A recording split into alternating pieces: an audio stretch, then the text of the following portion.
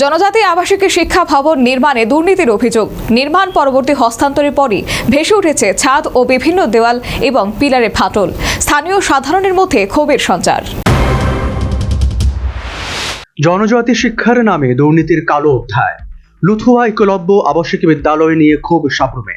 জনজাতি ছাত্রছাত্রীদের শিক্ষার মান উন্নয়নের লক্ষ্যে কেন্দ্র ও রাজ্য সরকারের উদ্যোগে সাব্রু মহকুমার লুথুয়া চা বাগান এলাকায় গড়ে উঠেছে একলব্য আবাসিক বিদ্যালয়। প্রধানমন্ত্রী নরেন্দ্র মোদী ও মুখ্যমন্ত্রী মানিক সাহের সদিচ্ছায় শুরু হওয়া এই প্রকল্পের লক্ষ্য পাহাড়ি ও জনজাতি এলাকার মেধাবী দরিদ্র পড়ুয়াদের মানসম্মত আবাসিক শিক্ষা নিশ্চিত করা। কিন্তু বাস্তবে সেই লক্ষ্য আজ প্রশ্নের মুখে। সূত্রের খবর, 2021 সালে বিদ্যালয়টির নির্মাণ কাজ শুরু হয়ে 2023 সালে শেষ হয়। কিন্তু বিপত্তিটা হলো, বিদ্যালয় স্থানান্তরিত হওয়ার কিছুদিনের মধ্যেই একাধিক গম্ভীর ত্রুটি সামনে আসে। বাথরুমের ছাদ ভেদ করে জল চুইয়ে পড়ছে। বিষয়টি বিদ্যালয়ের অধ্যক্ষ স্বীকার করেছেন। सर जब हम लोग यहाँ पे आए थे बच्चों के साथ, जब स्कूल स्टार्ट हुआ था तो उसके बाद कुछ जगह पे सीपेज थे बाथरूम में, तो उसको हमने रिपोर्ट किया अपने हायर अथॉरिटी को। तो उन्होंने कंस्ट्रक्शन एजेंसी को बोला, तो उन्होंने काम शुरू कर दिया है। तो 2 बाथरूम के जो सीपेज वाले काम पूरे हो चुके हैं और कुछ जगह पे है तो सीपेज तो लगभग पूरा हो गया सर काम।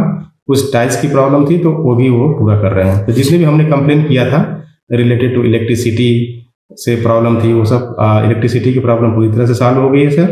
और जो कंस्ट्रक्शन में कुछ डिफेक्ट्स थे तो वो भी वो उस पर काम कर रहे हैं सर।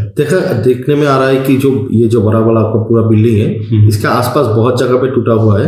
नया बिल्डिंग बना है तो इसमें क्या क्या टूटा हुआ है? जैसे सर टूटा नहीं, कुछ क्रैक्स है, जो सीमेंट है ऊपर के जो प्लास्टर होते हैं वो उखड़े हुए हैं। तो उसको बताने के बाद उन्होंने बोला है कि हम इसको सही करवा देंगे। আরো বিপজ্জনক বিষয় হলো, একাধিক প্রধান কংক্রিট কলামে স্পষ্ট ফাটল দেখা গেল।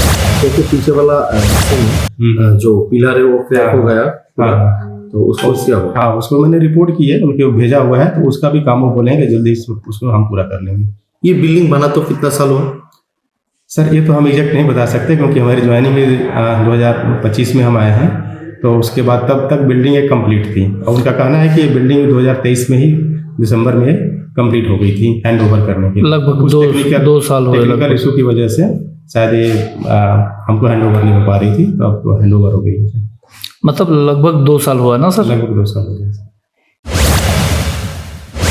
আরো অভিযোগ, এসব ত্রুটি আড়াল করতে তড়িঘড়ি রং করে ঢাকার চেষ্টা করা হয়।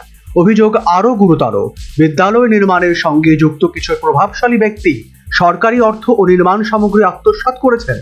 জনজাতি শিক্ষার নামে বরাদ্দ অর্থের বড় অংশ কার্যত ব্যক্তিগত স্বার্থে ব্যবহৃত হয়েছে বলে অভিযোগ উঠেছে। সবচেয়ে উদ্বেগজনক, এই অনিয়মের খবর প্রকাশের আগেই সংবাদ মাধ্যমকে প্রভাবিত করার চেষ্টা হয়। তবে সাবরুমের সংবাদ মাধ্যম সে প্রস্তাব ঘৃণা ভরে প্রত্যাখ্যান করেছে। এখন সাবরুমবাসীর একটাই দাবি, অবিলম্বে নিরপেক্ষ তদন্ত হোক, দোষীদের চিহ্নিত করে কঠোর শাস্তি নিশ্চিত করা হোক। জনজাতি শিক্ষার স্বচ্ছ ও উন্নয়নমূলক উদ্যোগ যেন দুর্নীতির ছায়ায় কলুষিত না হয়, সাবরুমবাসীর এটাই এখন জোরালো আহ্বান। Bureau report, news vanguard.